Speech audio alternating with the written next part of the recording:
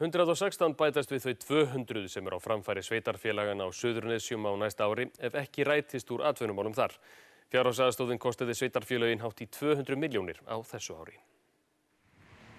Einhverjir tugir af þeim 200 sem eru á framfæri sveitarfélagana á Suðurnesjum eru ungt fólk sem aldrei hefur unnið og á því ekki rétt á atvinnuleysisbótum. Fólk sem er á aldrinum 18 til 20 ára sem aldrei hefur öðlast bótarétt og er að fara úr heimahúsum og hefur ekki fær hvergi vinnu. Efla á samstarf Vinnumálastofnunar og sveitarfélaga svo að atvinnulausir sem ekki eiga rétt á bótum geti nýtt úrræði Vinnumálastofnunar.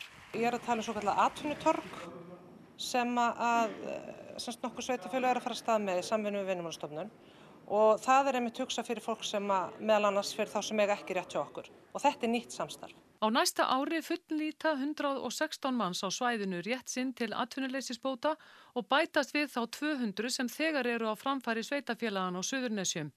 Kostnaðurinn við hvern einstakling sem fær fulla fjárhagsaðstoð er hátt í 2 milljónir á ári. Leið þetta er orðin einhver fjöldi sem er til lengri tíma þá eru þetta verulegar fjárhæðir. Þó að þetta séu lágar fjárhæðir fyrir fólki sjálft.